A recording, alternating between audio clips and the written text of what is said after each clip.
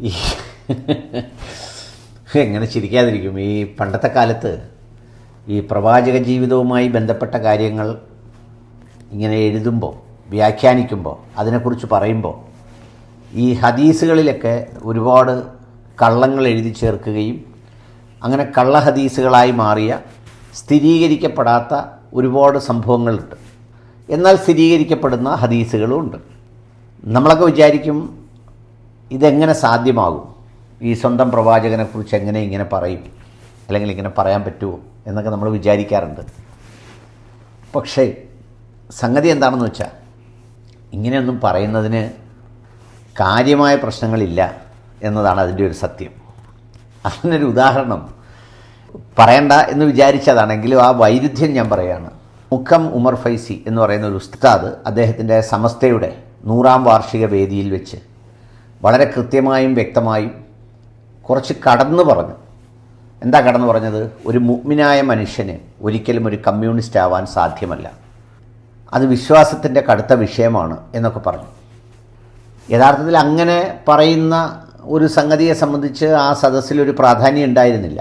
ആ സദസ്സാകെ ഉറ്റുനോക്കിയത് അദ്ദേഹം ഈ പാണക്കാട് സാദുക്കലി ശിഹാബ് തങ്ങളെയും അതുപോലെ തന്നെ ആ കുടുംബവുമായുള്ള ബന്ധത്തെ, അല്ലെങ്കിൽ മുസ്ലിം ലീഗുമായുള്ള ബന്ധത്തെ എങ്ങനെ അതിനെ നോക്കിക്കാണുന്നു എന്ന് പറയുന്നൊരു ക്ലാരിറ്റിയുടെ ആവശ്യമായിരുന്നു, അല്ലെങ്കിൽ അതിൻ്റെ ഒരു വൈരുദ്ധ്യമാണ് ആ ചടങ്ങിൽ എല്ലാവരും പ്രതീക്ഷിച്ചത്. പക്ഷെ പുള്ളി അതൊരു പടിയും കൂടെ കടത്തി പറഞ്ഞു. ആ കടത്തി പറഞ്ഞൊരല്പം കഴിഞ്ഞപ്പോഴാണ്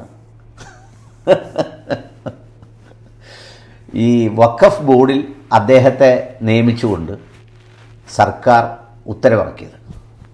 ആ ഉത്തരവിറങ്ങിയപ്പോൾ നേരത്തെ പറഞ്ഞ സംഗതി വെച്ച് ചോദിച്ചു. സംഗതി സംസ്ഥാന സർക്കാർ ശ്രമിച്ചത് എന്താണെന്ന് വെച്ചാൽ, ഓൾറെഡി AP അബൂബക്കർ ഉസ്താദിൻ്റെ സുന്നി സംഘടനയ്ക്ക് കുറേ പോസ്റ്റുകൾ പലതും കൊടുത്തിട്ടുണ്ട്.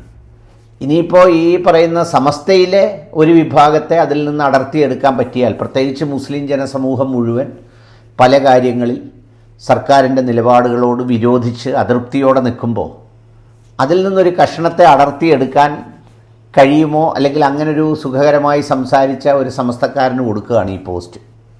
അല്ലാതെ അങ്ങനൊരു കീഴ്വഴക്കം ഇടതുമുന്നണിയുടെ ചരിത്രത്തിൽ ഈ സമസ്തയിൽപ്പെട്ട ആളുകൾക്ക് കൊടുക്കുന്നൊരു പരിപാടിയില്ലായിരുന്നു. അപ്പോൾ അങ്ങനെ കൊടുക്കുന്നൊരു സംഗതി വന്നപ്പോൾ ശരിക്കും ഉസ്താദ് പെട്ടു. പിന്നീട് ഉസ്താദ് അതിനെ ഇങ്ങനെ വ്യാഖ്യാനിക്കേണ്ടി വന്നു. കമ്മ്യൂണിസം എന്ന് പറയുന്നത് അതിന്റെ സിദ്ധാന്തം, അതിന്റെ ആദർശം അത് വേറൊന്നാണ്. കമ്മ്യൂണിസ്റ്റ് പാർട്ടി ഇടതുപക്ഷം എന്നൊക്കെ പറയുന്നത് വേറൊന്നാണ്. ഇവിടെ ഇപ്പൊ ഇടതുപക്ഷം ഭരിക്കുന്നുണ്ട്. ഇവിടെ നിരീശ്വരത്വം നടപ്പാക്കുന്ന ഒരു പദ്ധതി അവർ കൊണ്ടുവന്നിട്ടില്ല. അത് നടക്കൂല അങ്ങനെയുള്ളത്. അതാണ് ഞാൻ പറഞ്ഞതിന് ഉദ്ദേശം. അല്ലാതെ ഇടതുപക്ഷത്തിൽ കമ്മ്യൂണിസം ഉണ്ട് എന്നത് കൊണ്ടിട്ട് ഇടതുപക്ഷത്തിന് മുഴുവനും നമ്മൾ എന്താക്കണം, എതിർക്കണമൊന്നുമില്ല. കമ്മ്യൂണിസം എന്ന് പറയുന്നത് അതിന്റെ സിദ്ധാന്തം, അതിന്റെ ആദർശം അത് വേറൊന്നാണ്. മറ്റൊന്നും ധർമ്മയോഗത്താൽ അത് താനല്ലയോ ഇതെന്ന് വർണ്ണയത്തിൽ ആശങ്ക ഉൽപ്രേക്ഷാക്കിയാലും കരുതി. അതാണ് ഉസ്താദ് പറഞ്ഞത്. അപ്പം ഇത്തിരി മുമ്പ് അവിടെ നിന്ന് പറഞ്ഞതും ഇത്തിരി കഴിഞ്ഞിറങ്ങി വന്ന് ഈ പറയുന്നതും എല്ലാത്തിൻ്റെ ഇടയിൽ ഒരു വഖഫ് ബോർഡ് മെമ്പർ സ്ഥാനവും എല്ലാം കൂടെ അങ്ങ് കുഴഞ്ഞു.